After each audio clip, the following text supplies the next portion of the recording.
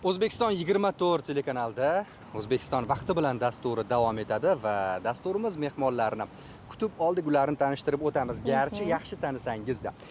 Parayengil atletika bo'yicha Parij 2024 Paralimpiya o'yinlari chempioni, Tokio 2020 Paralimpiyadasi kumush medali sohibi, Jahon chempioni, Paralimpiya rekordi muallifi Asila Mirzayorova hamda Yorqinbek Odilov, Parij 2024 Paralimpiya o'yinlari chempioni, 2 karra jahon chempionati vitse-chempioni va shuhrat medali sohibi va bundan tashqari O'zbekiston iftixori faxriy unvoni sohibi. U F57 klassida nayza uloqtirish bo'yicha 50,32 metr natija bilan oltin medalni qo'lga kiritganlar. Assalomu alaykum. Assalomu alaykum. Sizlar ko'rganimizdan xursandmiz. Dasturimizda yana bir bor xush kelibsiz. Bugun endi o'sha 2024-yilgi quvonchli onlarni yana bir bor eslaymiz. Chunki sizni yutuqlaringiz sabab biz juda ham xursand bo'lganmiz. Siz kabi sportchilarimiz borligidan faxrlanganmiz. Ayniqsa Asila o'sha 2 marotaba, 1 marotaba ham emasda, 2 marotaba Paralimpiya rekordini yangilaganingizda 524 metr natija ko'rsatib Olimpiada chempioni bo'lgansizda, o'sha paytlarda yurtimiz bayrog'i ko'kka ko'tarilganda, madhiyasi yangraganda nimalarni his qilgandingiz? 2024-yil kechagidek esimda, chunki umuman unutilmaydigan olimpiada bo'lgan o'sha payt men uchun. Ketishimizdan oldin oltin medal olamiz deb birinchi navbatda prezidentimizga va'da berib ketganmiz va o'sha yerda va'damizni bajarib, O'zbekiston bayrog'ini birinchi o'ringa ko'tarib, juda ham unutilmas voqealar bo'lgan Parij Paralimpiya o'yinlarida. Bizda uzoq vaqt kutilgan ushbu Parij 2024 Paralimpiya o'yinlari, bundan oldingi Tokio 2020 Paralimpiya o'yinlarida 4-o'rinni egallab qo'yganman. Asila Mirzayorova aytib o'tganlaridek, prezidentimizga va'da berganmiz. Albatta, men sizga 2024 Parij Olimpiada o'yinlarini oltin medalni olib kelaman deb va'da bergan edim. Va Alloh nasib qilib va'damni bajardim va prezidentimizdan yana yangi yuklama Los Angeles Paralimpiya o'yinlarining oltin medalini olib kelishingga topshiriq yuzasida aytdilar. Albatta bu ishonch. Bu katta mas'uliyat. Albatta hozir shundan harakat etamiz. Asila Mirzayorova hozirgi chempion Asilaga aylanishi uchun qiyin bir vaziyatlardan o'tib hozirgi holatga yetib kelishingiz uchun nimalardan voz kechgansiz? O'zi bu darajaga yetib kelishimizni umuman o'ylamaganmiz, chunki o'sha 10 yil oldinlar paralimpiya sport haqida umuman eshitmaganmiz ham, chunki bunaqa darajada rivojlanish ham bo'lmagan. O'sha yillar men sportga kirib kelgan paytim paralimpiya sporti juda ham rivojlanib ketdi va bugungi mana shu darajagacha erishishimizga barcha imkoniyatlar sababchida. Har bitta musobaqamizga borganimizda juda ham katta mas'uliyat bo'ladi va buning uchun biz ham imkoniyatlardan to'g'ri foydalanib, albatta ishonch bizga berilgan, o'shani bajarish uchun hamma narsadan kechib biz faqat sportni tanlaganmiz, chunki bu imkoniyatdan foydalanmasak bo'lmaydi. Bu hammamiz uchun yaxshi imkoniyat. Shuning uchun faqat sportni tanlab, boshqa hamma narsani cheklab, qat'iy reja bilan trenirovka qilganmiz. Bundan 10 yil oldin bu haqda hatto eshitmaganman ham deyapsiz-da.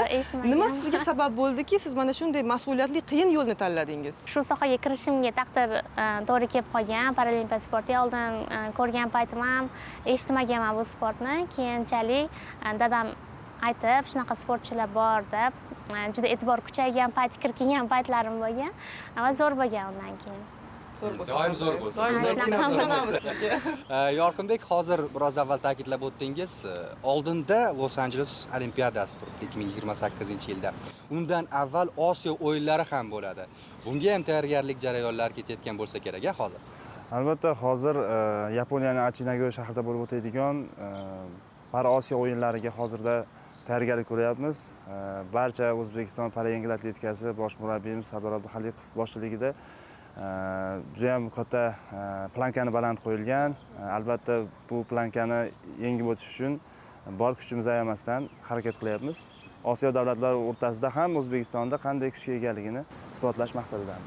Shunday. Asila, Yorqinbek, juda yaxshi bilasiz, bugungi kunda yurtimizda barcha sohalarga e'tibor juda kuchaygan, rivojlantirishga, ayniqsa sport sohasi, sportchilarni qo'llab-quvvatlashga alohida e'tibor qaratilgan. Davlat rahbarining o'zi tashabbus ko'rsatib, bu ishlarga rahbarlik qilyaptilar-da. Buni o'zingiz ham his qilayotgan bo'lsangiz kerak. Har bitta o'sha musobaqadan oldin, ishtirok etgan musobaqangizdan so'ng e'tiborni his qilsangiz kerak, sizlarga beriladigan motivatsiyani o'zingiz his qilsangiz kerak, to'g'rimi? Biz uchun har doim prezidentimiz motivatsiya bo'lganlar, chunki olimpiadadan keyin ham medal olgandan keyingi eng xursand bo'ladigan voqeamiz bizning prezidentimiz bilan telefonda gaplashganimiz. Chunki oltin hamma olgisi kelganda o'sha payti, chunki prezidentimiz bilan telefonda gaplashish biz uchun juda ham katta baxt bu, xursandchilik, juda ham katta motivatsiya. Har doim prezidentimiz bilan ko'rishamiz, biz ularga va'da beramiz va shuni ustida harakat qilamiz. Shuning uchun har bitta musobaqada oltin olsak kerak deb o'ylayman. Bu safar ham juda katta va'da berganmiz. Men o'zim shaxsan prezidentimizga bu olimpiada bitta oltinni ikkita qilaman deb va'da berganman. O'zimga bu juda ham katta reja. Buni ustida ishlashni hozirdan boshlab o'rganman. Sport faoliyatiga qaytganmiz professional darajaga va Los-Anjelesda Parijdan ham ko'ra esda qolarli voqealar bo'lishini kutamiz hammamiz. Men hozir shu joyda bir narsani aytib o'tishim kerak. Parij 2024 Paralimpiya o'yinlarida musobaqa starti birinchi bo'lib Asila Mirzayorova qatnashganlar. Va ilk oltin medalni taqdim etganlar. Ilk oltin medal. Abduvohid ukalari biz birga bitta xonada yashardik. Yetaklovchilari. Shunda oltin medalni olib kirishdi. Juda ham hayajonlanib ketdik. Biz uchun katta mas'uliyatli orzu bo'lgan narsa xonamizga kelyapti. Kim orqali o'zimizni shu sportchimiz Asila orqali kirib kelyapti. Va kundan bir kun o'tgandan keyin davlat rahbarimiz bilan telefon orqali gaplashganlarida rosta har bittamiz xohladik shu narsani. Biz ham gaplasharmikinmiz, biz ham gaplashsak, biz ham oltin medal olsak degan bir xolis orzu niyat bo'lgan. Oradan 3 kun o'tmasdan 31-avgust kuni menda ham ushbu Parij 2024 Paralimpiya o'yinlari oltin medaliga sazovor bo'ldim va davlat rahbarimiz bilan suhbatlashdik. O'sha vaqtlarda prezidentimiz aytgan so'zlari Tokio 2020 Paralimpiya o'yinlaridan so'ng Yorqinbek, Tokio bo'yicha natijalardan xabarim bor. Parij yaqin. Oltin medal kutyapmiz sizdan o'g'lim deb va'da topshiriq berganlar va ushbu topshiriqni biz ham labbay deb qabul qilganmiz va Parij 2024 Paralimpiya o'yinlari oltin medalini mana siz o'sha vaqtda sizga va'da bergan edim. Mana oldik, erishdik shunga. Desak, prezidentimiz yana endi Yorqinbek bu yog'i Los-Anjeles yaqin. Los-Anjelesga harakat. Bugundan bu harakat boshladi deb aytdilar. Bu insonga o'zgacha faxr beradi-da, Nargiza. Qarang, har bir Albatta. sportchini qo'llab-quvvatlash, o'sha natija qayd etgandan so'ng qo'ng'iroq qilib uni tabriklash sportchiga davlatimiz rahbari. sportchiga qo'shimcha kuch beradi-da. Va shunga monand sportchilar ham harakat qilishga intiladi.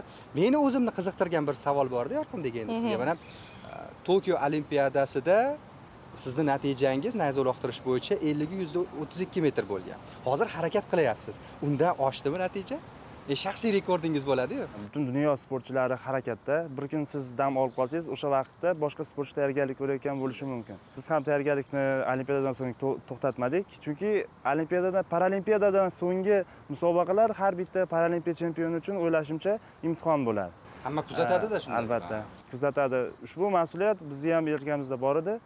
Va 2025-yil yakuniga ko'ra va 2026-yildagi dasturlarda ishtirokimda 52,6 santimetrga o'z shaxsiy natijamni 50 dan 50 ga ko'tardingiz unda. Shunaqa. Va shu o'rinda hozir o'zingiz aytdingiz, Yorqinbek, agar bir kun to'xtab qolsa, sportchi uni o'rniga kimdir shug'ullanayotgan bo'ladi dedingiz. Endi Asilaga savol bermoqchiman. Asila, shuncha yildan beri professional sportda shug'ullanib kelmoqdasiz va bizni faxrlantiradigan tuyg'ularni O'zbekistonga taqdim etyapsiz. Katta-katta chempionatlarda g'olib bo'lib va shu o'rinda yillar davomidagi mashaqqatlaringiz charchadim, bo'ldi, endi taslim bo'laman degan paytlarda qayerdan kuch olasiz? Va yana savolni davomini beraman. Siz oilali bo'ldingiz, farzandli bo'ldingiz. Ayol kishiga bu 2 karra mas'uliyatni beradi. Mana shu joylarda siz qayerdan kuch olasiz? O'zi professional sportchi bo'lavergandan keyin inson charchadim, bo'ldi degan narsani aytmay qo'yadi. Chunki u juda ham kuchli bo'lib ketgan bo'ladi. To'xtash unga kerak emasligini biladi. Va shu Parij Paralimpiya o'yinlaridan keyin oilali bo'lgandan keyin hozir farzandim bor, 8 oylik. Lekin hozir sportdaman. Ancha bo'ldi professional sportga qaytganimga va hamma o'ylardi oilali bo'lgandan keyin qiyin deb. Yo'q, hozir biz o'zimiz boshimizdan o'tkazamiz shu narsani. Qanaqa joydan sportdan ketgan bo'lsam, sportga qoldim. O'sha joydan kirib keldim. Xuddi tanam 1,5 yil tanaffus olmaganga o'xshaydi. Buni murabbiylarimiz ham o'zlari ham aytishdi. Va Osiyo o'yinlariga rezultat qilib qo'ydim. Xudo xohlasa oltin medalni reja qilib qo'yganmiz. Va o'ylaymanki, bundan keyingi musobaqalarimiz Parij Olimpiadasidan ko'ra qiziqroq va zo'rroq o'tadi. Biz o'shanga tayyorgarlik ko'ryapmiz. Biz bunga ishonamiz. Ha, rahmat. Biz bunga ishonamiz. Har bir bellashuvni, musobaqani kuzatamiz, kutamiz sizlardan yaxshi natijalarni, chunki marrani juda yuqori qo'yib bo'lgansiz. Endi hamma oltin medallarni kutadi. Umuman olganda har bitta O'zbekistonda ishlatib borilayotgan soatlar hammasi inson uchun ekanligini yaqqol isboti. Men shunday yurtda tug'ilganimdan va shunday yurtda o'sib ulg'ayib kamol topayotganimdan juda ham baxtliman. Yasha. O'zbekiston barcha yoshlari o'ylashimcha hammalari shunday fikrda. O'zbekistonda hamma yoshlari hali oldiga maqsad qo'yib, albatta siz kabi, sizlar kabi bu maqsadlarni amalga oshirish yo'lida tinim bilishmaydi degan bittamiz sizlarni ko'rganimizdan xursandmiz. Bitta narsani bilishingizni, his qilishingizni xohlardik. Mana shu yurtdoshlaringiz kabi biz ham sizlar bilan faxrlanamiz. Va sizlardan bundanda yaxshi natijalarni kutib qolamiz. Dasturimizda ko'rganimizdan xursandmiz. Va albatta sizlarga o'ylagan rejalaringiz, o'ylaganingizdan da yuqoriroq natijalar olib kelishini tilab qolamiz.